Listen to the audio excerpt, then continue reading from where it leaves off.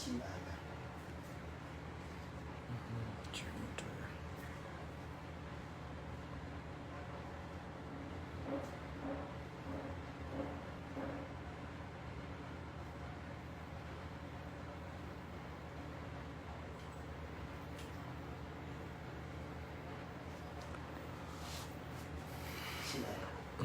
နှစ်ခုခုနလက်မနဲ့အသေးလေးနှစ်ခုထုံပြအောင်တွေ့ရ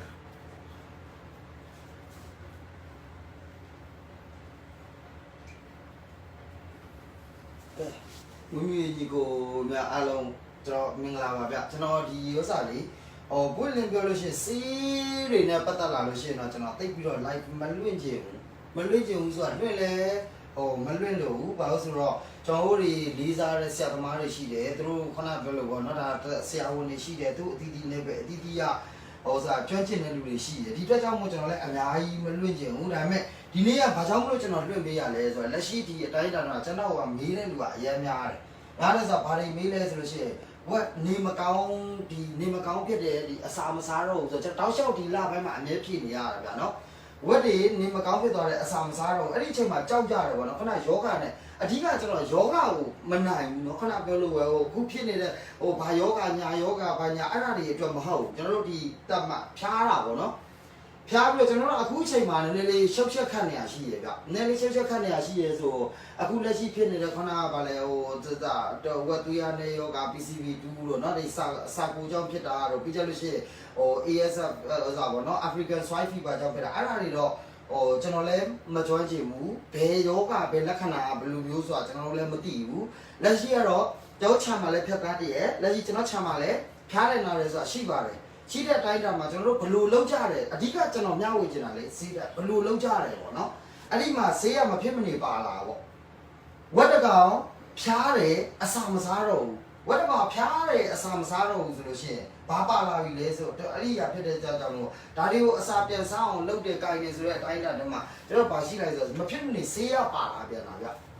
ဈေးပါလာတော့အဲ့ဒီအတွက်ကြောင့်ကျွန်တော်ပြောအဓိကတော့ဝက်မွေးသမားနဲ့အဓိကစောင့်သားစီချင်တာအဓိကဒါလေးဗျတမ်မိုမီတာနော်နှမျိုးတော့လာလူတိုင်းကဒီတမ်မိုမီတာလေးကိုကျွန်တော်တို့ကစောင့်သားစီချင်တယ်ဒါဘာလို့စောင့်သားရမှာလဲဆိုတော့များသောအားဖြင့်ဝက်ကအစာမစားတော့ဘူးဆိုလို့ရှိရင်ကျွန်တော်တို့အရင်ဆုံးနားလည်ထားဖို့ကလေကျွန်တော်တို့ဒီဝက်တကောင်အစာမစားတော့ဘူးဆိုကျင်းပြေအဲ့ဝက်ကသူကများသောအားဖြင့်အဖျားဝင်ဖျားနေပြီဖျားရင်ဖျားမယ်မဖျားလို့ရှိရင်ရှာတွေပါဇက်တွေနာနေရမျိုးလားဒါအဲ့ဒီရှာတွေပါဇက်တွေနာတယ်ဆိုတော့တော်တော်ဖြစ်တောင်းဖြစ်ခဲပါဗျဖျားပြီးတဲ့နောက်ပိုင်းမှာမှအဲ့လိုကြံခဲ့တာမျိုးတွေကျွန်တော်တွေ့ရတယ်ရုပ်တရက်တော့ပါဇက်မှာအနာပေါက်နေလို့လားရှာမှာအနာပေါက်နေလို့လားအဲ့ဒါတွေကြောင့်အစာမစားတာဖြစ်နိုင်နော်ခုနကသူဖျားလို့အစာမစားတာကပိုများတယ်နော်ဖီဗာတက်နေတာပေါ့အဲ့မှာ fever ဆိုကျွန်တော်တို့အဓိကဘာလေးနားလည်ဖို့လိုလဲဆိုဝက်တကောင်မှာပြန်ပြချင်အချမ်းများပြနားလည်ထားဖို့က38ခွဲ38တသမငါကကျွန်တော်ပြောနေတာကဥစားเนาะ centigrade နဲ့ပြောနေတာเนาะကျွန်တော် Fahrenheit နဲ့ပြောနေတာမဟုတ်ဘူး Fahrenheit နဲ့ဆိုလို့ရှိရင်ဒီ100နဲ့မပြည့်ဘူးပေါ့เนาะ100ဆွန်းလေးလောက်ဆိုလို့ရှိရင်ဒါ normal ပါပဲဗျတော့ပုံမှန်ရလေးဒါကျွန်တော်တို့လည်းကြည့်နေတာပေါ့ကျွန်တော်တို့ဒီနေ့ဒီချိန်မှာချမှာကြည့်လိုက်လို့ရှိရင်100ဆွန်း100နဲ့မပြည့်တပြည့်ပေါ့နော်39ဆိုရင်တော့ဒါတချို့ကအစာပြတ်ချင်လာပြီနော်ပြတ်ချင်လာပြီဒါပေမဲ့ပုံမှန်အဖြစ်တော့သူက38.9လို့38.5လို့ကတော့သူတို့ကပုံမှန်နေတာဗျအဲ့တော့ဆိုလို့ရှိရင်ဝက်ကအဆင်ပြေတယ်အဲ့ဒီအတိုင်းအတာမှာဆိုလို့ရှိရင်သူတို့ကပုံမှန်လဲအစာစားတယ်ပုံမှန်လဲနေတယ်အဲ့ဒါပို့ပြီးတော့ကိုပူချိန်မြင့်လာပြီဆိုလို့ရှိရင်အစာစားတာပြတ်လာတယ်နော်သူကကိုပူချိန်မြင့်လာလေအစာစားတာပြက်လာလေပဲအဓိကအစာစားပြက်လာပြီဆိုလို့ရှိရင်ကိုပူချိန်မြင့်လာတာများတယ်အဲ့တော့အစာမစားတော့တဲ့ဝမတကောင်ကိုကျွန်တော်တို့ကြည့်ဖို့ကဘာလေးဆောင်ထားလဲဆိုတော့ဈေးမကြည့်ဘူးပြတာလေးတွေကနော်ခဏ3000ကျော်တော့ဘယ်လောက်ပါလဲ3000ကျော်3000လားဈေးက2000အတိပြတနေ့နဲ့တနေ့တူမှာမဟုတ်ဘူးပြနော်ဒီကဒါအထောင်ကနာကျွန်တော်အဲ့လောက်ကြီးအဲ့ဒါတွေကြောက်လဲကျွန်တော်လည်းမမိဘူးနော်ဒီတမ်မိုမီတာလေးမှာကျွန်တော်တို့ကဒီကောင်လေးကိုဝက်ကိုစေအိုလေးကိုထိုးထည့်တိုင်းလိုက်မယ်စေအိုလေးထိုးထည့်လိုက်မယ်တိုင်းထားမယ်ဒီမှာကြည့်နေမယ်သူထလေးကအရင်လေးကတက်လာပြီးနောက်ဆုံးသွားတဲ့နေရာကျကျွန်တော်မြင်နေရမယ်ကြည့်ဆွဲထုတ်ကြည့်လိုက်မယ်များသောဖြင့်အစာမစားတဲ့ဝက်တွေမှာတေချာတိုင်းကြည့်ပါ40ကျော်ဖြစ်နေ40ဆိုလို့ရှိရင်စင်တီဂရိတ်နဲ့40ကျော်ဆိုလို့ရှိရင်အဖျားဒီဘက်ကနေကြည့်မယ်ဆိုလို့ရှိရင်105နီးပါးလောက်ဖြစ်နေပြီပေါ့နော်40ကျော်တချို့41ဒါကျွန်တော်တို့40ရဲ့အထက်ဆိုလို့ရှိရင်ဝက်တကောင် high fever ဝင်သွားပြီပေါ့နော်အဖျားအရင်ကြီးသွားပြီ အခုလက်ရှိအချိန်ကာလမှာဒီအတော်အတွင်းမှာအဲ့ဒီကိစ္စတွေကဖြစ်တာများတယ်ဘာဖြစ်လို့အဖြစ်များတာလဲဆိုရင်ကျွန်တော်ပြန်ပြောပြမယ်ကျွန်တော်တို့ကအဓိကရေချိုးတာကိုမထိန်းတာနော်ရေကိုအစင်ပြီးတော့ဝက်ဆိုတာအပူစာစားတယ်ဒါကျွန်တော်တို့အရင်ကလေးကနေဒါအယိုးဆွဲကြရတာပေါ့နော်ဝက်တက်ကောင်ကသူတို့ကကျွန်တော်တို့ကပြန်ပြနားလည်ထားဖို့ဝက်တက်ကောင်ကသူက26ဆိုလို့ရှိရင်သူတို့ကအကောင်ဩစာသူတို့အတွက်တင့်တော်တဲ့အပူချိန်ပေါ့နော်temperature 26လောက်ဖြစ်နေတယ်ဆိုလို့ရှိရင်တမန်ကကျွန်တော်တို့ကရေမချိုးလဲတော့ဘာမှမဖြစ်ပါဘူးဗျဒါပေမဲ့အရန်ညက်ပတ်မှာဆိုလို့ဟိုကျွန်တော်တို့ကသူတို့6တွေ့အောင်တက်ရှင်းအောင်ကျွန်တော်ထားမယ်ထားပြီးတော့ရေတေချာပြအောင်စိတ်ချပေးမယ်နော်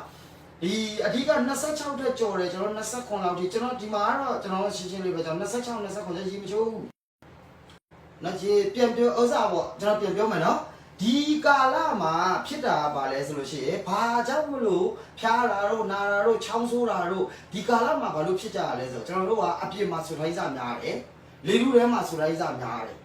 အဲ့ဒီအချိန်မှာကျွန်တော်တို့ကရေပိတ်ချိုးတယ်ရေပိတ်ချိုးတဲ့အခါမှာမနက်ခင်းရေချိုးတဲ့အချိန်မှာအလုံးကြည့်ကြည့်ပါနေ့က12နာရီတနာရီလောက်ထိကိုမချောက်တာတွေအလုံးတွေ့နေကြရလိမ့်မယ်အဆူတက်ကြရှိနေတာပေါ့နေတဲ့အခါမှာဒီဝက်တက်ကောင်ကဟိုစူတီဆိုကြီးထဲမှာသူကအဆူတက်မခမ်းမနဲ့မချောက်ပဲနဲ့ဒီချမ်းပြည်ကြီးပေါ်မှာနေရတဲ့အတွက်ကြောင့်မလို့သူတို့ဒီခန္ဓာကိုယ်ရဲ့ဒီအပြောင်းလဲတွေဇီဝကမ္မဖြစ်စဉ်အပြောင်းလဲတွေအများကြီးဖြစ်ကုန်တာနော်ဒီတမန်တလင်းဒီကျွန်တော်တို့တမန်ထက်ကိုကျွန်တော်တို့ဒီတိုင်းနေလို့ရှိရင်အခုကျွန်တော်တို့ကဒါမတက်ရက်နေအပေါ်မှာအခန်းပူချိန်နဲ့ဒီအောက်ကတမန်တလင်းရဲ့အပူချိန်နဲ့မတူဘူးဗျတမန်တလင်းဒီအပေါ်နဲ့3 to 5ကျွန်တော်တို့ကကွာဟနေရဗျနော်3 to 5တခါလေကျအရာပူရရသေးဘူးဆိုရင်တော့3 5အဲ့လောက်ကျွန်တော်တို့ဟာတယ်နော်ဟာတယ်ဆိုတာအပြင်မှာ30လောက်ရှိနေလို့ရှိရင်ဟိုမှာက25 26ဒီကျမ်းမြင်ရဲ့အဲ့ဒါကအဲ့လောက်ပဲရှိတယ်အာတဘောတကူကအပြင်မှာ26လောက်ဖြစ်နေအဲ့တမန်တလင်းအဲ့တော့ပူအေးတယ်အဲ့ဒါဆိုဒီဟာလေးကိုကျွန်တော်တို့ကနားလည်ဖို့လိုတယ်ဗျာနော်အဓိကကျွန်တော်တို့ကဘာကိုပြောချင်တာလဲဆိုအခုပြောနေရတွေကကျွန်တော်တို့ကအကြီးလေးပြောတာအဓိကကျွန်တော်တို့ကဘာလဲဆိုရင်တယောက်နဲ့တယောက်အလုံးလုံးကြတဲ့အခါမှာကျွန်တော်ဒီမွေးမြူရေးလုပ်ငန်းကျွန်တော်လုပ်တယ်နားမလဲခင်မတိခင်ကိုဘာမှမဖြစ်ခင်မှာကျွန်တော်တို့ဘာမှမချပြအောင်တိလာတဲ့အခါမှာတိလာတဲ့အရာတစ်ခုကိုကျွန်တော်တို့ဒီအမြဲတမ်းမျှဝေပြီးတယ်ချပြတယ်လောက်ပဲကျွန်တော်တို့ဝက်လည်းမရဘူးဝက်လည်းမဝယ်ဘူးတော့ကျွန်တော်တို့ဒီလိုချပြခြင်းအတွက်ကျွန်တော်တို့စီကပဲပစ္စည်းအားပေးဖို့ဒါမျိုးရည်ရွယ်ချက်လုံးဝမပါပါဘူးဗျကျွန်တော်တို့အဖြူတဲ့အတိုင်းပြောလို့ရတယ်ကျွန်တော်တို့အကြိုက်တဲ့အချိန်နဲ့ကျွန်တော်ပြောလိုက်ကျွန်တော်တို့ဒီအဓိကရည်ရွယ်ချက်ကကျွန်တော်တို့ကမွေးတယ်ဝါသနာရလဲကျွန်တော်မွေးတာကျွန်တော်ရဲ့အဓိကလုပ်ငန်းကကျွန်တော်ဝါသနာလဲပါတယ်တဲ့ကြောင့်ကျွန်တော်တို့လည်းကျွန်တော်ဝယ်ရောင်းလို့မစားဘူးဟိုကျွန်တော်လိုက်ပြီးတော့ကျွန်တော်တို့တွေကသူများမကောင်းကြောင်းတွေကောင်းကြဒါတွေပြောရမယ့်ဟာမဟုတ်ကျွန်တော်အဓိကကျွန်တော်တို့ဘာလုပ်တာလဲကျွန်တော်ဒီမွေးမြူရေးလုပ်တယ်မွေးမြူရေးလုပ်တဲ့အခါမှာကျွန်တော်တို့ကတိတဲ့ဆရာသမားတွေလည်းအများကြီးရှိတယ်ကျွန်တော်လိုက်လေ့လာတယ်မွေးမြူရေးလောကမှာနံပါတ်1တစ်ချက်ကကျွန်တော်ဆရာမရှိလူတိုင်းကမွေးမြူရေးလောကမှာလေ့လာနေရစေလေ့လာနေကြတဲ့လူတွေကြီးပဲเนาะကျွန်တော်တို့ဒီဟိုစားပေါ့ဒီမွေးမြူရေးနဲ့ကျောင်းဆင်းတာကျွန်တော်တို့ဆရာဝန်တွေပင်လေသူတို့ပင်လေသူတို့ဒီအမြဲတမ်းကိုလေ့လာနေဘာလို့ကျွန်တော်တို့ကတက်ရှိကိုကျွန်တော်တို့ကမွေးမြူပြီးသွားနေရတယ်နော်ဆရာဆိုတာမရှိပါဘူးဗျအရာတိုင်းမှာဒါလေးကိုအားလုံးနားလည်စေချင်တယ်ကျွန်တော်ကိုနိုင်လဲဆရာမဟုတ်တယ်လို့အခုကျွန်တော်ပြောနေတဲ့မြစကားတွေအကုန်လုံးသိတယ်ကျွန်တော်တက်လာတခုမှမရှိဘူးကျွန်တော်မတက်ဘူးဒါကျန်တဲ့ဒီဟာလေးတွေအတိလေးတွေရှိဖို့လိုပါတယ်ဗျကျွန်တော်တို့မှာမွေးကလေးကတက်လာတဲ့မွေးရပါပညာတခုမှမပါလာဘူးသို့သောကျွန်တော်တို့ဘာကြောင့်တက်ကြရလဲကျွန်တော်လေ့လာတယ်လိုက်စားကျွန်တော်တို့ကိုအခုလိုပြောပြပေးခဲ့တဲ့စေတနာနဲ့ပြောပြပေးခဲ့တဲ့လူတွေရှိတာအဲ့ဒီဟာကိုအဓိကနားလည်စေချင်တယ်ကျွန်တော်တို့ဒီနေ့ဒီအချိန်မှာဓာတ်တွေကိုပြန်ချပြနိုင်တာဝက်ကောင်ရင်များမွေးနိုင်တာကျွန်တော်အပေါ်မှာစေတနာရင်းခံပြီးပြောပြခဲ့တဲ့လူရှိတာအဲ့ဒီရဲ့စေတနာကိုပြန်တုံ့ပြန်တဲ့အနေနဲ့ကျွန်တော်တို့ကအများကိုပြန်ချပြတာကျွန်တော်စီကပစ္စည်းရောင်းရပါစေကျွန်တော်ဝက်ဝယ်ရောင်းလုပ်နေတဲ့အတွက်ကြောင့်မလို့ကျွန်တော်ဝက်ဝယ်ရရှိရေးအတွက်ဝက်ရောင်းရရှိရေးအတွက်အဓိကမဟုတ်ပါဘူးကျွန်တော်တို့အဓိကနားလည်စေချင်တာကကျွန်တော်တို့ကိုစေတနာနဲ့ထားခဲ့ပြီးတယ်နိုင်ငံသားဆိုတဲ့နိုင်ငံသားကျွန်တော်တို့ကအဆက်အသွယ်ရှိပါတယ်ကျွန်တော်တို့အဓိကဘာကြောင့်မလို့အမြန်ပါပဲဆိုတော့ကျွန်တော်တို့လိုက်တယ်ပြည်တွင်းမှာကျွန်တော်တို့ဆရာသမားလေးရှိတယ်တချို့အသက်ငယ်တဲ့ဆရာတွေဒါပေမဲ့တကယ်ကိုမိုက်တယ်ကျွန်တော်ပုံမှာဒီနေ့ဒီချိန်ကြီးလဲကုညီပေးတယ်ကျွန်တော်တခုလို့ရှိရင်ဒီဆရာကိုမေးရတယ်ဟုတ်နော်မေးတဲ့အခါမှာတကယ်ကိုဟိုစိတ်ရှိလက်ရှိနဲ့ကျွန်တော်ကိုဖြေတဲ့အခါမှာဘယ်တော့မှကျွန်တော်ကိုဖြေပြီးတဲ့ဆရာဒီကျွန်တော်ဆရာဒီကျွန်တော်ဘယ်တော့မှဟိုကိုမျိုးပြဒီဆေးထိုးလိုက်ဒါထိုးလိုက်အမရဲ့ဒါချဘလောက်စီစီထိုးဆိုတာမျိုးသူဘယ်တော့မှဖြက်လန်းသူမပြောဘူးကိုမျိုးပြအဖျားဘလောက်ရှိနေရလဲဒီကောင်ဒီဘယ်အနေထားကိုဖြစ်နေရလဲဘယ်ပုံစံဖြစ်နေဘလို့တော့တွားပြီးလဲဘာတွေလောက်ထားသလဲအဲ့ဒါဆိုလို့ရှိရင် ဒီပုံနဲ့ဒီဆေးအရင်ထိုးပြီးတော့ဒီလိုသွားကြည့်ပါအဲ့ဒီဆေးကဘာအတွက်ကိုအကျိုးပြုလဲဟာကျွန်တော်ပွင့်လင်းပြောရင်သူစပြောတော့ကျွန်တော်ဘာမှနားမလဲဘူးအကိုတို့အမတို့လို့ဒီမွေးနဲ့ကျွန်တော်တို့ကဒီစကားတွေကအကြီးတွေပြောနေတာမဟုတ်ဒါလေးနားလဲစေချင်တယ်ဗျဖြက်လန်းပြောလိုက်တဲ့အခါမှာကျွန်တော်တို့ကဖြက်လန်းပဲလိုက်ပြီးတော့တာဗျသိလားဒီလိုမျိုးပေါ့ကျွန်တော်ကိုပြောခဲ့တဲ့ဆရာဒီစပြောတဲ့အခါမှာကျွန်တော်ဘာဆေးမှကျွန်တော်ဖွင့်လင်းပြောရင်ဘာဆေးမှနားမလဲကျွန်တော်ဖြိုင်းလာလူတော်တော်မှဟိုပါရာစီတမောတော့လာတော့ဘာလို့ကျွန်တော်နားလိုက်ကြတဲ့အခါဖွင့်လင်းနေပဲပြောတာကျွန်တော်ပညာရည်ချင်းရှိတယ်ကိုပညာရည်ချင်းနဲ့ကိုရှိတယ်ကျွန်တော်တို့တက်တဲ့လေ့လာခဲ့တဲ့ပညာရည်ချင်းကလည်းတလန်းเนาะသို့တော့ကျွန်တော်ဒီနေ့ဒီအချိန်မှာဒီလောက်ဖြစ်ခဲ့တာကျွန်တော်ခုနပြည်တွင်းနဲ့ဆရာသမားတွေရှိတယ်။နောက်ပြီးရလို့ရှိရင်ပြည်ပမှာကျွန်တော်တို့တွေနေနဲ့အတိမိတ်ဆွေတွေရှိတယ်။ဒါတွေကနေဝိုင်းဝန်းပတ်လို့တင် जा ပေးတဲ့ဟာကိုကျွန်တော်အပေါ်မှာသူတို့ထားခဲ့တဲ့မေတ္တာစေတနာကြီးခင်ဗျားတို့အပေါ်မှာရောင်ပြန်ဟတ်တာ။ဒီခုကျွန်တော်တို့ကမွေးမြူရေးသမားတွေပေါ်မှာရောင်ပြန်ဟတ်တာ။ဘာလို့လဲဆိုတော့သူတို့စိတ်ကအရန်ဖြူစင်သူတို့တော့ဒီဟာမျိုးကိုကျွန်တော်တို့မွေးမြူရေးလုပ်ငန်းလုပ်နေတဲ့လူတွေကိုချပြနိုင်ကျွန်တော်တို့မွေးမြူရေးသမားအချင်းချင်းပြန်ချမပြနိုင်စရာအကြောင်းမရှိဘူးကျွန်တော်တို့ဒါပဲကအဓိကရည်ရွယ်ချက်ကဒါလေးကိုနားလည်စေချင်တယ်အဲ့တော့ကျွန်တော်ဒီနေ့ပြောချင်တာကကျွန်တော်တို့ကဖျားပြီဆိုတာအဓိကဝက်မွေးပြီဆိုတာနဲ့ဒါလေးကျိန်းတွေပေါက်ရှိစေချင်တယ်ကျွန်တော်တို့ဒါလေးရှိနေလို့ရှိရင်ဝက်ဖျားတယ်မဖျားဘူးဆိုတာတိတိကျကျသိနိုင်တယ်ကျွန်တော်ပြန်ပြောပေးပါမယ်ဝက်တကောင်ဒီ 38.5 38.8ဥစားခွန်ရှင်းလောက်ထိအဆင်ပြေတယ်ဗျမျိုးကမာကြီးဆိုလို့ရှိရင်39နီးပါးလောက်ဖြစ်တယ်ဒါပေမဲ့အဲ့ဒီချိန်ထိအစာစားတာကျွန်တော်တွေ့ရတယ်ဒါဒီစာအုပ်တွေကဟာကိုပြောနေတာမဟုတ်ဘူးကျွန်တော်တို့တကယ်လက်တွေ့ကိုတိုင်းနေရ39လောက်ထိအစာကောက်တယ်ဟုတ်တယ်38.8ကိုမွေးကန်ဒီဝမတွေဆိုကိုကူလေးနဲ့တက်လာတယ်တက်လာတဲ့အချိန်မှာ39လောက်ဖြစ်တယ်အစာစားတယ်ဒါပေမဲ့အဲ့ဒါကြော်သွားပြီ39.5တို့ဩဇာလေ39.5တို့40တို့ဆိုလို့ရှိရင်မရတော့ဘူးဒါကကျွန်တော်အခုပြောနေတဲ့39.5တို့ဘာလို့ဆိုတာကကျွန်တော်ပြောပြီး centigrade နဲ့ပြောတာ Fahrenheit နဲ့ပြောမယ်ဆိုလို့ရှိရင်103လောက်ဆိုရင်အစာမစားတော့ဘူး102လောက်ထိကိုတစ်ခါတလေအစာစားတယ်102လောက်ဆိုတာမွေးကန်ဒီပေါ်မှာကြီးကသူတို့ကညင်ရင်ဘိုင်းနာရင်လှုပ်ရင်ရှားရင်ထားရင်အိတ်ရင်နဲ့အဲ့ဒီအချိန်မှာတိုင်းကြည့်ပါသူတို့ရဲ့ temperature ဒီ39ဆွန်းဆွန်းလေးကျတော့အစာစားတယ်သူတို့ပုံမှန်လေးဥစားဖြစ်တယ်เนาะဒါကျွန်တော်တို့ကသို့တော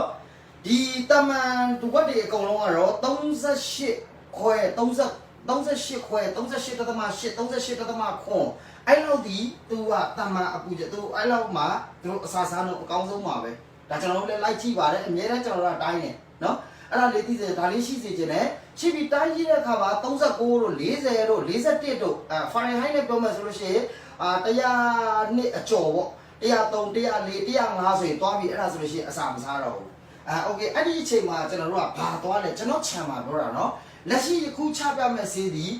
ဒီကောင်ကိုကုတဲ့ဆေးလို့ပြောချင်တာတော့ကျွန်တော်ခြံမှာအဲ့ဒီလိုဖျားတိုင်းမှာအစာပြတ်တော့လေချက်ခန်းလေးလက်တွေ့လည်းပြပါမယ်သူကဖျားမယ်ဟိုက်ပြီးပါတဲ့အစာမစားတော့တိတာတယ်ဝက်ကထိုင်ပြီးအိတ်နေပြီဆိုတဲ့အချိန်မှာကျွန်တော်တို့ကဘာသွားလဲဆိုလို့ရှိရင်ကျွန်တော်တို့သွားတဲ့ဆေးက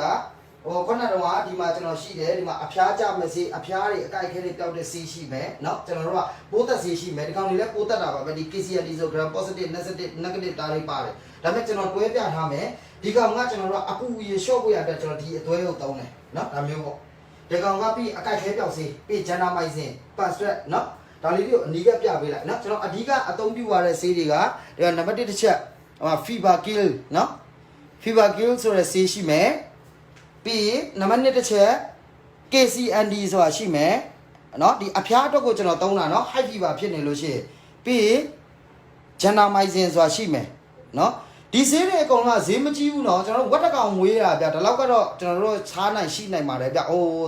တိန်ကနန်းတွေတောင်းကနန်းတွေမဟုတ်ပါဘူးဗျထောင်ကနန်းရှိတဲ့ဆေးတွေပါเนาะဒါကပန်စရက်400เนาะ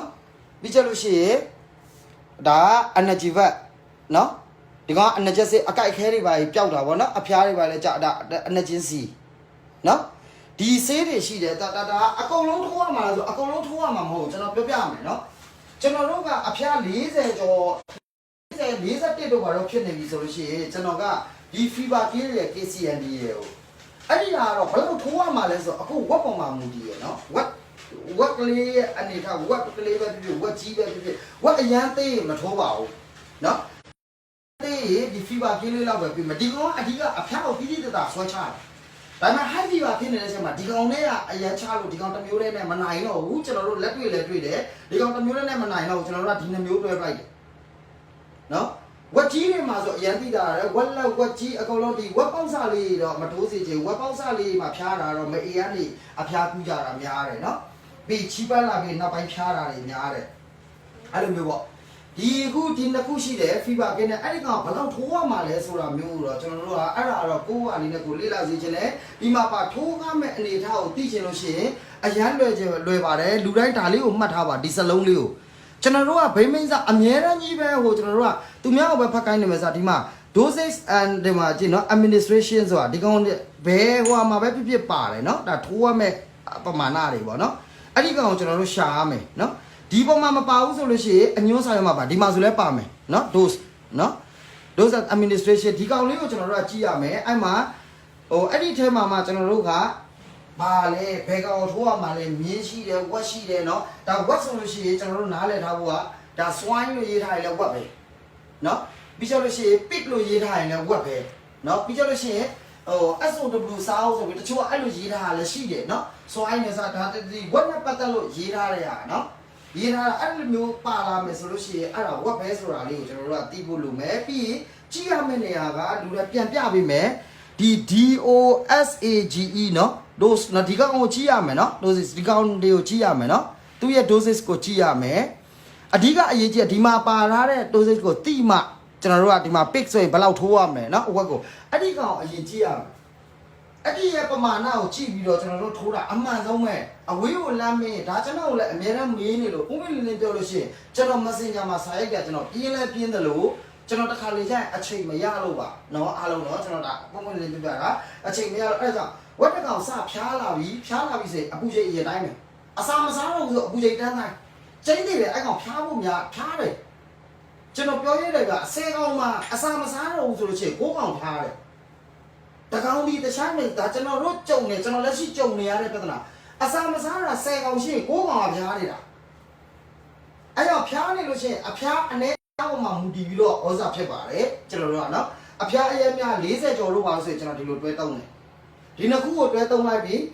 ဒါက fever kill ဒီကောင်က KCND အဲ့နှလုံးကိုတွဲတုံးလိုက်တယ်ပြီးရင်အဲ့လိုဖျားနေအစာမစားဆုံးဆိုတော့ကမှ6နာရီကြာတစ်ခါအဖျားတိုင်းပေးရကျွန်တော်ဒါလည်းနားလည်ဖို့လိုရဲ့သူကအခုဒီကောင်ထိုးပေးလိုက်တယ်မယုံရင်ထိုးပေးကြဖျားနေတဲ့လူတွေလက်တွေ့လဲဒီနှမျိုးထိုးပေးလိုက်မနဲ့ထိုးရင်ညနေအစာစားနောက်တစ်ရက်ပြန်ဖျားတယ်နောက်တစ်ရက်မစားတော့ကျွန်တော်စီးရအဲ့လိုသွားလို့မရဘူးเนาะအဓိကကတော့ကျွန်တော်သိထားဖို့က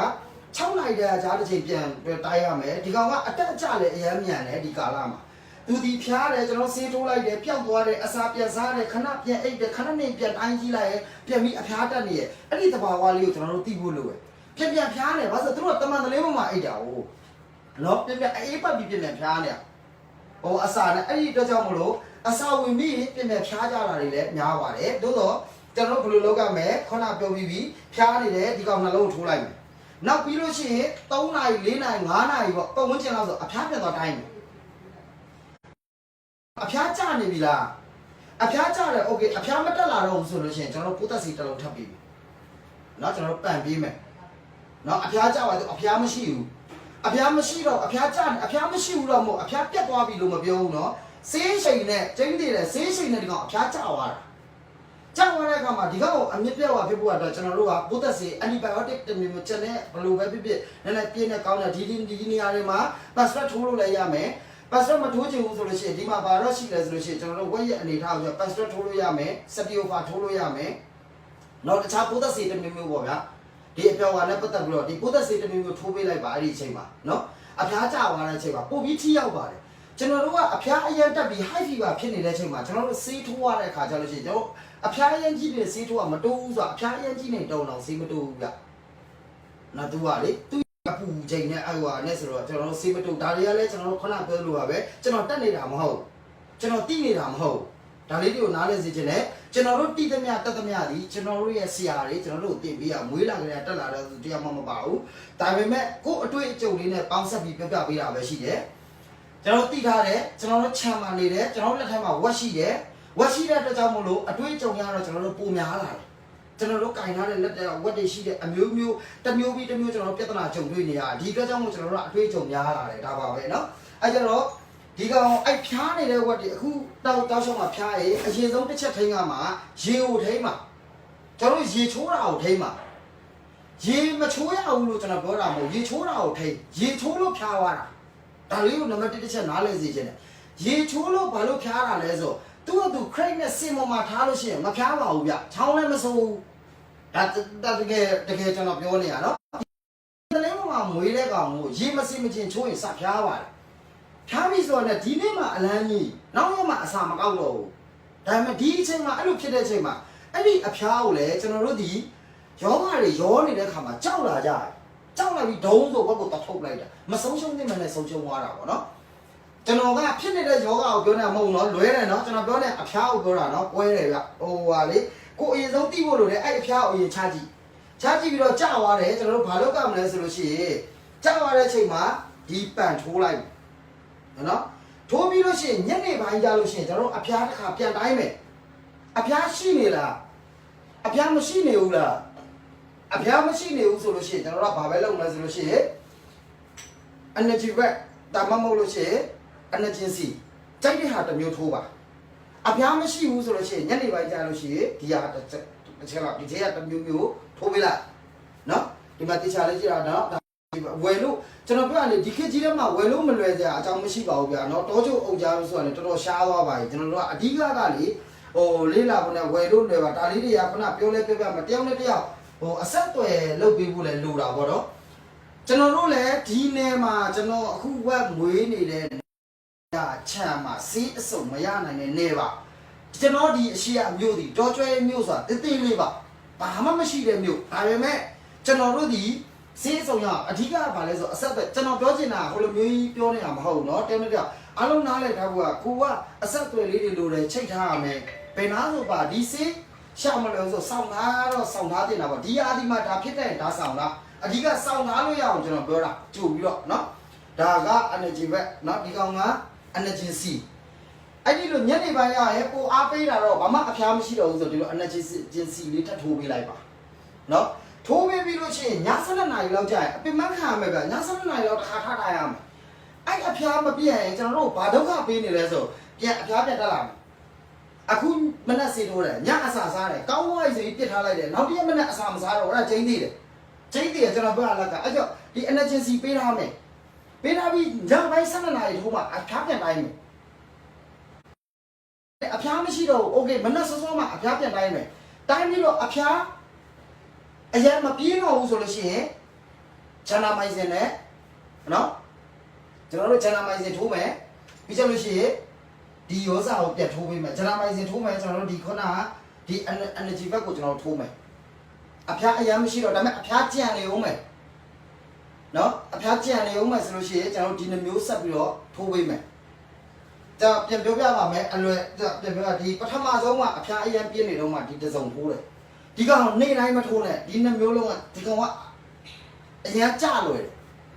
်ချက်ချင်း high fever ကိုကျွန်တော်တို့ဆွဲချတာဒီကောင်နဲ့ကမြန်တယ်မယုံလို့ရှိရင်အပူချိန်အရင်မြင့်တာဒီနှမျိုးကိုထိုးကြည့်လိုက်ပါကျွန်တော်ပြောမယ်9နာရီမကြောက်ဘူးအဲ့ကောင်ကြာသွားမယ်အဲ့ဖြာကြာကိုကြာသွားကျွန်တော်တို့လက်တွေ့ပါဒါကကျွန်တော်တို့ကအဖျားကြာသွားမယ်ကြာပြီးတဲ့အချိန်မှာကျွန်တော်အဖျားကြာသွားတဲ့အခါမှာပိုးသက်စီကျွေးလိုက်ပိုးသက်စီထိုးပေးလိုက်ထိုးပေးပြီးတော့ညနေကြလို့ရှိရင်ဘာပဲဖြစ်မှာဆိုလို့ကျွန်တော်တို့ကဒီ energy C အဖျားမတက်လာတော့ဘူးဆို energy C ပဲထိုးပေးမယ်အဖျားဆက်ရှိနေသေးရဆိုကျွန်တော်တို့ fever case ဆက်ပေးတယ်ဆက်ရှိနေဦးမယ်ဆိုအဖျားဆက်ပြီးတော့မြင့်နေသေးရဆိုရင်ဒီကောင်ထပ်ပေးမယ်နော်ဒါပေမဲ့အဲ့ဒီနေရာမှာဘာပြောစရာရှိလဲဆိုပထမ high fever ဖြစ်နေတဲ့အချိန်မှာကျွန်တော်တို့က KCND ကိုမပေးစေချင်ဟိုစလေမျိုးဝမဆိုရင်ပေးလို့မရဘူးဘိုက်ကြီးတဲ့ဝမဆိုလို့ရှိရင်ဒီကောင်ပေးလို့မရဘူးဘာဖြစ်လို့လဲဆိုရင်ဒီကောင်မှာတဇာမီတာဆုံးနည်းနည်းလာပါနေရယ်နော်နောက်ဒီဥစားကိုဝန်တယ်ဆိုရင်ကျွန်တော်တို့ပေးလို့မရဘူးတာရှော့သွားနိုင်တယ်ရှော့ချင်လဲရှော့မရှော့တယ်ဒါပေမဲ့ရှော့သွားနိုင်တယ်တဆာပါနေလို့နော်တဆာပါစနစ်ကတော့နည်းနည်းလေးဒါပေမဲ့မထိုးစီချင်ဘူးကျွန်တော်လည်းမထိုးဘူးနော်အဲ့ကျရင်ဘာထိုးရမှာလဲအဲ့ဒါဆိုရင်အဲ့ဒီနေရာမှာဘာထိုးမှာလဲဆိုလို့ရှိရင်ကျွန်တော်တို့က fever kit နဲ့ gentamicin နဲ့တွဲထိုးတယ် fever kit နဲ့ energy back နဲ့တွဲထိုးတယ်နော်ကြိုက်တာနဲ့ထိုးပါကျွန်တော်ဆေးရလေဒါစုံအောင်ပြတာပြတော့ကျွန်တော်ဟိုဆေးမရှိဘူးဒီဆေးမရှိဘူးလို့ပြောမှာဆိုလို့ဘိုက်ကြီးတယ်မဟုတ်ခဲ့ဘူးဆိုရင် fever kit နဲ့ KCND နဲ့တွဲထိုးပြီးတော့ high fever ကိုဆွဲချမှာဒီကောင်ကအရမ်းမြန်ဂျန်နာမိုင်စင်နဲ့တွဲမယ်ဟိုကောင်တော့မမြန်ဘူးကြားတယ်ဒီကောင်ကြားတယ်ဒါပေမဲ့ကိုဝင်တယ်ဆိုရင်ဒီလိုပဲချမှတ်ရမှာ fever ကင်းနဲ့ gentamicin နဲ့တစ်ဖက်စီထိုးမထိုးချင် fever ကင်းနဲ့ energy ဘက်နဲ့တစ်ဖက်စီထိုးနော်ထိုးပြီးတော့အဖျားမကြရင်ဆက်ပြီးတော့ကျွန်တော်ဗာဆက်လိုက်မယ် gentamicin လိုက်ကျွန်တော်တို့အဲ့လိုမျိုးဒီကောင်တွဲထိုးတယ်ဗိုက်ကြီးတဲ့ဖြစ်နေတယ်နိုးစုမအေးဖြစ်တယ်ကလေးနိုးတိုင်းနေတဲ့ကလေးတွေဖြစ်နေနိုးတိုင်းမအေးတွေဖြစ်နေရင်ဒီဒဆာပါတဲ့ဆေးတွေကိုကျွန်တော်ရှောက်ပါတယ်နိုးစုမအေးတော့ကလေးကိုနိုးချနေတဲ့ဝမတော့ဒဆာရဲ့သဘောတဘာဝသည်ဒီကောင်ကနိုးခမ်းတာလို့ပြောလို့ဖြစ်တတ်ပါတယ်ဒဆာသည်နော်ကိုယ်ဝန်သားပြစ်ကြတာလို့ပြောဖြစ်တတ်တယ်နိုးခမ်းတတ်တယ်ဒီအတွက်ကြောင့်မလို့ဒဆာကိုကိုယ်ဝန်တဲ့နဲ့တားတဲ့မအေးတွေမှာဒဆာပါတော့မြည်တွေကိုမှမသုံးပါဘူးKCND မှာဒဆာပါပါတယ်တော့ဗာလဲပါမလဲဆိုလို့ရှိရင်ကညာမိုင်စင်ပါမယ်နော်ဒီ KCND မှာရေးတာဆိုလို့ရှိရင်တော့ဒီ KCND sorry စာလုံးမေးပါဒီမှာနော် KCND မှာသူကပါလဲဆိုလို့ရှိရင်ကညာမိုင်စင်ပါတယ်ကိုလက်စတင်းပါတယ်နော်နီယိုမိုင်စင်ပါမယ်ဒဆာမီတာဆုံးပါမယ်နော်ဒီဒဆာပါတယ်ဒဆာ 0.5 ပါလေးပါဒါပေမဲ့ဒဆာပါနေလို့ကိုဝန်တယ်တွေဆိုရင်လုံးဝမထိုးပါနဲ့ဒီဒဆာပါတဲ့ဆေးကိုနော်တားတဲ့မအေးတွေကိုမထိုးပါနဲ့ဘာဖြစ်လို့လဲဆိုရင်နှုတ်ခမ်းတာတော့ဘာလို့ဖြစ်မှာဆိုးလို့ပါနော်အဲ့ကြတော့တမန်ဝတ်ဆိုလို့ရှိရင် fever ကင်းနဲ့ KCND နဲ့ထိုးခဏပဲအဖျားကြတယ်တားတဲ့မအေးတွေဆိုကစားနဲ့ fever ကင်းနဲ့ energy ဘက်နဲ့ထိုးမလားနော် fever ကင်းနဲ့ gentamicin နဲ့ထိုးမလားအဲ့ဒါရွေးရမယ်ရွေးပြီးတာနဲ့6နာရီတစ်ချိန်တိုင်းမှာကျွန်တော်တို့ဒီအပူပြန်တိုင်းပေးရမယ်တိုင်းပြီးတော့မကြဘူးဆိုလို့ရှိရင်ကောင်းတာတော့ဘယ်လိုပဲလို့gentamicinထိုးတာgentamicinဒီစထိုးတဲ့နေ့မှာ2ချိန်ပေးလို့ရတယ်gentamicinကနော်ထိုးခြင်းနေ့မှာgentamicinဒီ2ချိန်ပေးလို့ရတယ်ဆိုတာဖြစ်တဲ့ကြောင့်မို့ KCND နဲ့ gentamicin ပေးထားရင်လည်းညနေပိုင်းမှာ gentamicin ဆက်လိုက်လို့ရတယ်နော်အဲ့ကြတော့ကျွန်တော်တို့ကဒီ gentamicin ကိုလိုက်မယ် gentamicin ထိုးမယ်အဲ့ကြတော့မနက်ပိုင်းမှာခုနဒီနှမျိုးကိုထိုးတယ်ဒါကျွန်တော်ပြောပြီးပြီဒီနှမျိုးကိုထိုးတယ်ကိုဝန်တယ်စေမထိုးရဘူးထိုးလို့နေကင်းပိုင်းမှာအဖျားတိုင်းတယ်မကြဘူးလားနေကင်းတိုင်းမှာအဖျားတိုင်းလို့မကြဘူးဆိုလို့ရှိရင် energy ဘက်နဲ့ gentamicin နဲ့ထပ်ပေးရတယ်ကြောက်သွားလိမ့်မယ်ပေးလိုက်အဲ့ဒါဆိုကြောက်သွားတဲ့အချိန်ကျလို့ရှိရင်ပိုးသက်စေပေးနော်ဒါပေမဲ့နေကင်းပိုင်းမှာကြောက်သွားတယ်ဆိုလို့ရှိရင်အဲ့ဒီအချိန်မှာပိုးသက်စေလေးပေးပါနေကင်းပိုင်းမှာအဖျားပြန်မတက်ထားဘူးဆိုလို့ရှိရင်ပိုးသက်စေပဲပေးပြီးညပိုင်းမှာပြန်တိုင်းကြည့်ညပိုင်းမှာအဖျားရှိနေလားမရှိဘူးလားညပိုင်းမှာအဖျားမရှိဘူးဆိုလို့ရှိရင်ကြိုက်တဲ့တမျိုးမျိုး energy ဘက်လေးပဲပပေးထားမလားနော်gentamicin လေးပဲပေးထားမလားနော် energy စီလေးပဲပေးထားမလားပေးလို့ရပါတမျိုးပေးထားပြီးနောက်တစ်ရက်မနေ့ကျလို့ရှိရင်ကျွန်တော်တို့ပြန်တိုင်းနောက်တစ်ရက်မနေ့ကျလို့ရှိရင်အဖျားပြန်ရှိနေလားဒီကောင်အဲ့ချိန်မှာတက်လိုက်ကြလိုက်ပြန်ဒီကောင်ဒီအစာကောက်တယ်ဆိုရင်တော့မှ3-4 ရက်5ရက်စက်တိုက်ကောက်သွားပြီဆိုမှခင်ဗျားတို့အဖျားတိုင်းတာရက်ပါသူကအဲ့လိုမျိုးက3-4 5ရက်စက်တိုက်ကောက်သွားပြီရက်ပြီးတော့ဆိုရင်တော့2ရက်လောက်ကိုအစာပုံမှန်စားလာပြီဆိုလို့ရှိရင်တော့အာဆီထိုးပေးလိုက်အာဆီက ADE ထိုးမလားနော် B complex ထိုးမလားနော်ဒါမှမဟုတ်လို့ရှိရင်ကျွန်တော်တို့ဒီ amino 4တို့ amino vita တို့ဒါမျိုးလေးတွေကျွန်တော်တို့ထိုးမလားဒါကိုစဉ်းစားမှာအားစေးတွေမှာအများကြီးတချို့ကတော့အားစေးစိတ် ADE ဆို ADE ပဲရအောင်လိုက်ရှာတယ် ADE မှမရရင်ကျွန်တော်မထိုးတော့ဗျာကျွန်တော်သိဖို့ကအားစေးတစ်မျိုးမျိုးထိုးရပါ ADE ရှိမယ်နော် amino vita ရှိမယ်နော်ပြီးတော့လို့ရှိရင်ကျွန်တော်တို့ B complex ရှိမယ်နော်ဒါမျိုးလေးတွေပေါ့သူဒီအားစေးလေးတွေအဲ့ဒါလေးတွေတစ်မျိုးမျိုးလိုက်ပေးပါပြီးတော့လို့ရှိရင်အစာစားပြက်နေတယ်ဆိုရင်အဲ့ဒီရဲ့ကာလအတွင်းမှာအစာစားပြက်မှာကျိန်းနေပါတယ်အစာစားပြက်တယ်မနောဟရီရှာပုတ်ပေးတာတော့စားနဲ့စားကိုစောက်လိုက်လက်ကိုတန့်အောင်စေးစားကိုရှောင်ဆွဲပုတ်ပေးပါဒီစားကိုရတယ်အစာမစားရင်လည်းအစာမစားရင်ခွန်ပေး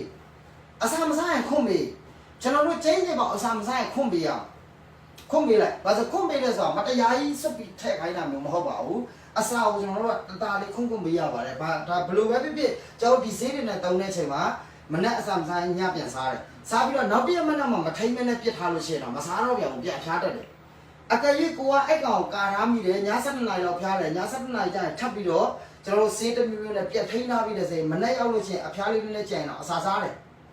အစာစားတဲ့အချိန်မှာနောက်တစ်ရက်မနက်ကျလို့ရှိရင်တခါအပူချိန်အနည်းများပုံမှာမူတည်ပြီးတော့ကျွန်တော်တို့ဆက်ထိုးမယ်ဆက်ထိုးတဲ့အခါမှာကျွန်တော်တို့ KCND လေးပဲပေးတင်တော့သလား KCN ဒီပဲပေးတယ် KCN ဒီလေးပဲပေးတော့မယ်အဖျားပပလေးရှိမလို့အဲ့လောက်ကြီးမလို့ဆိုလို့ရှိရင် energy ဘက်လေးပဲပေးမယ်နောက်တစ်ရက်မှာနော်ကျွန်တော်ပထမဆုံးတစ်ရက်ပဲဒီကောင်ကအဖျားအရန်ပြင်းနေတဲ့အချိန်ကိုပဲဆွဲချတာဒါလေးမှတ်ထားပါဒီအတွဲကအဖျားအရန်ပြင်းနေတဲ့အချိန်မှာဒီကောင်လည်းဆွဲချတာပြီးနောက်ကျလို့ရှိရင်အဖျားနည်းနည်းပဲရှိတယ်ဆိုဒီကောင်လေးလည်းအကိုက်ခဲနာကျင်ကိုက်ခဲဖျားနာတာဒီကောင်လေးတက်တာလေဒါဆေးရတော့ဝက်ဆေးရတော့အကုန်လုံးဘောင်းဆုံးပါတာကလူမဟုတ်တဲ့အတွက်ဂျန်နာမိုင်းစင်းနော်နာကျင်နာကိုက်ကဒီကောင်မှပါတယ်ဒီကောင်လေးအော်တမပြိုးစားဖြစ်တာတော့နော်ပါဘယ်မှာရေးတာလဲ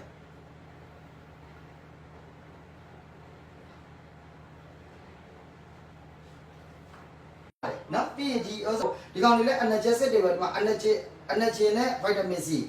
ဒီကောင်လေးလည်းအဖျားကျတယ်အကိုက်ခဲပျောက်တယ်ဒါမျိုးလေးတွေပေါ့နော်အဲ့ကောင်လေးလည်းပြပြပြီးဆွဲချနေတာပထမဆုံးအချိန်ပဲဒီကောင်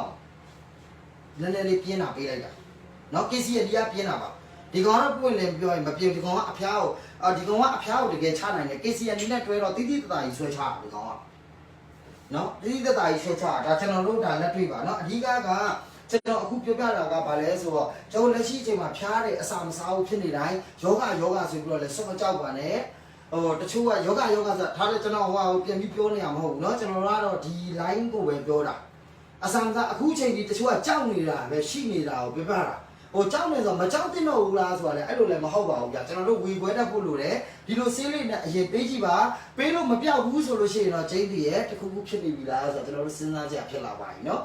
ဒါမျိုးပျောက်သွားလဲဆိုလို့ရှိရင်တော့အရင်မစိုးရိမ်မှလည်းခဏဝက်စားမှာပါเนาะပြန်ပြီးတော့ကောင်းလာမှာအဲ့ချိန်မှာကျွန်တော်တို့ကအဖျားတိုင်းတဲ့အခါမှာအဖျားတိုင်းတဲ့နီးစနစ်လေးတွေရှိတယ်အဖျားကိုဘယ်လိုတိုင်းရလဲဘယ်လိုကြောင့်ဖြစ်လဲကျွန်တော်ပြပြပါမယ်အဓိကကျွန်တော်တို့ကဒီဝက်မွေးမြူလုပ်တဲ့အခါမှာအားလုံးကျွန်တော်တို့သိထားပါကျွန်တော်တို့ဘယ်သူပဲဖြစ်ပါကျွန်တော်တို့နိုင်ငံဒီသူများတက်စားလို့ရှိရင်အများကြီးနောက်ကျခဲ့ပါတယ်အများကြီးနောက်ကျပြီးကြံနေခဲ့တယ်เนาะကျွန်တော်တို့ဆိုလဲစီးတွေရဖို့ဒါတွေဆိုလို့ရှိရင်လေကျွန်တော်ဒီမှာစီးတွေရှိပါတယ်ဒါဆိုလို့ရှိရင်ညာကြီးတဲ့စီးတွေเนาะဆိုလိုတဲ့ကကျွန်တော်တို့စီမှာအလွယ်တကူဝယ်လို့မရအောင်ဈေးတွေလည်းဈေးကြီးပါကျွန်တော်တို့အဓိကပြောချင်တာကျန်တာမဟုတ်ဘူးဒီဈေးတကူကိုဆိုမြန်မာငွေနဲ့ဆိုလို့ရှိရင်နဲတာမဟုတ်ပါဘူးဒါတွေကလေအပေါင်းလေးနဲ့တငယ်ချင်းတွေဒါမျိုးတွေနဲ့ပဲကျွန်တော်တို့ချိတ်ဆက်ပြီးသွားရတာเนาะသွားရတယ်လောက်ရတယ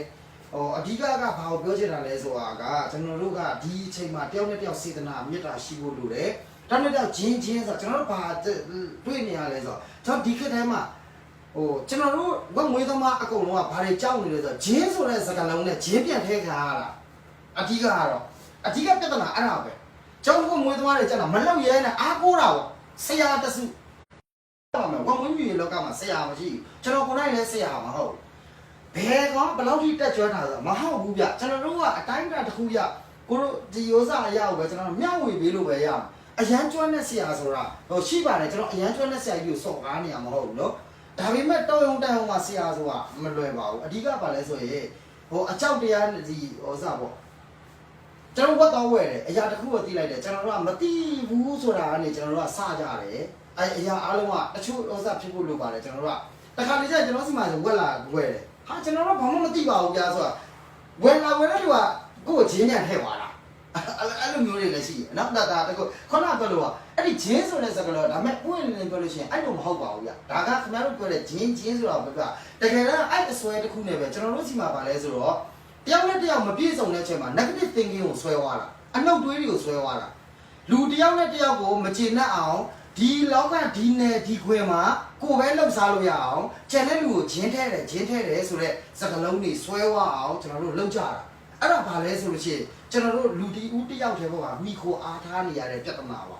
နော်အခုကျွန်တော်တို့အဓိကပြောနေအဲ့ဒါကျွန်တော်တို့ကငွေမျိုးလောက်တော့မယ်ကျွန်တော်တို့ကိုယ်တိုင်ဟမ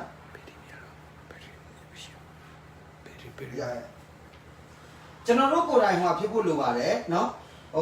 ်တကယ်ကိုအတွေးအခေါ်ဘယ်လိုပဲဖြစ်ဖြစ်ကျွန်တော်တတ်နိုင်လောက်လိုက်ဖို့လိုတယ်နံပါတ်1ကျွန်တော်ပြန်ပြောပါမယ်ဂျင်းဆိုတဲ့စကားလုံးနဲ့ဂျင်းပြန်ထည့်ခံရတာဟာမင်းတို့ဂျင်းထည့်ခံလိုက်တစ်ချိန်လုံးခံစားပြီးတော့ဒါကြီးကိုဟာမင်းဂျင်းထည့်ခံလိုက်ရလို့ပြောတဲ့အတွက်ကြောင့်မလို့ဒါတော့မင်းတို့မားဆိုတော့အဲ့ဒီလူကိုဆရာတင်ပြီးသွားနေရတာပေါ့ဒါကျွန်တော်တို့ကဒီလိုမျိုးတွေလည်းကြုံခဲ့ဘူးတဲ့လူတွေလည်းအများကြီးပါအဲ့ကြောင့်နော်အဓိကကိုအားကိုးနိုင်မှုရတာကျွန်တော်အခုမျှဝေပေးနေတာကျွန်တော်စီကဘာပစ္စည်းတစ်ခုမှမဝယ်လို့ရဒီခု live နဲ့ထဲမှာကြည်နေတဲ့လူတိုင်းတွေလည်းကျွန်တော်စီကပစ္စည်းဝယ်တာမဟုတ်ပါဘူးเนาะဝယ်လည်းမဝယ်ပါဘူးကျွန်တော်စီကဝက်လည်းတကူတကလာမဝယ်ပါဘူးဒီအကုန်လုံးကเนาะမရဘူးလား ရဘယ်ရနဲ့ပဲရှိပါ မရတော့ဘူးလား ဟိုတိုင်းနေလို့ရတယ် နော်အဲ့ကြတော့အဓိကကျွန်တော်ပြောချင်တာကဘာလဲဆိုတော့တယောက်နဲ့တယောက်ကညီကိုမောင်နှမစိတ်မွေးကြပါအဓိကဘယ်လိုပြောမလဲညီကိုမောင်နှမစိတ်မွေးပါတယောက်ပေါ်တယောက်ဟိုစားလေးဝေဖန်ခြင်းတိုက်ခိုက်ခြင်းတွေကိုတတ်နိုင်တဲ့လောက်လျှော့ပါကို့မှာအမားနဲ့နေတဲ့သူများပေါ်မှာအမြင်ဆောင်တာအဖြစ်မြင်လာတာမျိုးတွေမဖြစ်စေကျွန်တော်တို့ကိုနိုင်လည်းဖြစ်ခဲ့ဘူးပါလေဗျနော်တစ်ချိန်ကမဖြစ်တဲ့ကြောင့်ဘာဖြစ်တယ်ညာဖြစ်တယ်ကျွန်တော်အများကြီးဖြစ်ခဲ့ဘူးပါဒါပေမဲ့ကျွန်တော်မိုင်းကျွန်တော်ဝက်လောကထဲမှာဖြစ်ဘူးလေဗျကျွန်တော်ဝယ်လာတဲ့ချိန်မှာတက်လေးပြောပြတာကျွန်တော်ဝယ်လာတဲ့အခါမှာကျွန်တော် channel ရောက်တဲ့ကြောင့်ဝက်ကတစ်ခုဖြစ်တယ်ကျွန်တော်ပြောတဲ့စကားအထိုက်လောက်လေးဖြစ်သွားဒါပေမဲ့ကျွန်တော်စဉ်းစားလို့ရတယ်အော်ဝဖြစ်နေရမဟုတ်ဘူးအချိန်တန်တော့ဗာပြန်ပြောလိုက်ဆိုတော့ကိုအငယ်ဖြစ်ရင်ကိုတောင်းမှန်လိုက်အတကယ်ကမာဒီမန်နေမဟုတ်ဘူးကျွန်တော်တို့တိကျနားလည်ထားဖို့လို့ကျွန်တော်တို့အားလုံးမိသားစုလိုဖြတ်သားရမှာကျွန်တော်ဝက်တွေဝယ်ဘူးတယ်ကျွန်တော်တော့ဝယ်တယ်လမ်းပြီးဝယ်လိုက်တယ်ကျွန်တော်ပို့လာတယ်ကြိုက်သည်ရှိမကြိုက်သည်ရှိကျွန်တော်တောင်းတာမှာပြောတော့ကိုကြိုက်လို့ကိုပုံကြည့်လိုက်တယ်ကြိုက်လို့ဝယ်ပြီးဂျင်းတဲ့တယ်ပြောဘေးကဂျင်းမကလို့ကျွန်တော်ခန်းကြီးပဲအတောင်းလိုက်တာထိုးပါဒါကတော့ကျွန်တော်ပိုင်းဖြစ်သွားပြီကျွန်တော်တို့ခံချက်ကကြောင့်အဲ့လိုပါဘေးတစ်ဖက်ကိုပဲဒါပေမဲ့ကျွန်တော်မကြိုက်ကျွန်တော်မဝယ်ဘူးเนาะအားလုံးဒီဟာလေးတွေကိုနားလည်ဖို့လိုပါတယ်ဗျာเนาะအစိုးရိမ်စိတ်တွေအရင်မကြည့်ကြပါနဲ့ကိုလုံနိုင်တာလေးကိုလုံကြပါအခုကျွန်တော် live ကနေလွင့်နေသမျှအရာအလုံးဒီကျွန်တော် live အကုန်လုံးကိုပြန်ကြည့်ပေးပါကျွန်တော်ဈေးတစ်ခုမှတင်မရောင်းပါဘူးဒီဟာတွေမျှဝေခြင်းဒီလေကျွန်တော်အပေါ်မှာစေတနာထားတဲ့ဆရာတွေကိုလေးစားတဲ့အတွက်ကြောင့်မလို့ကျွန်တော်တို့ပြန်မျှဝေပေးတာเนาะအဲ့တော့ web ပေါ်မှာကျွန်တော်တို့အပူချိန်မှတ်တဲ့ပုံစံကိုကျွန်တော်ပြမယ်လိုက်လာလေကြည့်နော်ဟုတ်လိုက်လာလေ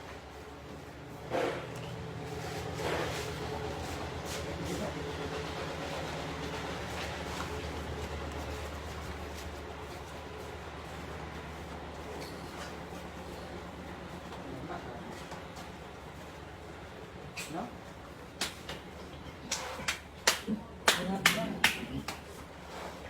နော်ဒီမှာကြည့်ကျွန်တော်တို့မှတ်ထားပထမသူဖြားနေတော့ဒါเนาะဒီမှာဟို40နှစ်တို့เนาะ40.2တို့เนาะ39.ခွန်တို့เนาะဒါအဖျားအဲ့လိုတိုင်ပြီးမှတ်ထားတာဝက်ရဲ့ကြောပေါ်မှာเนาะ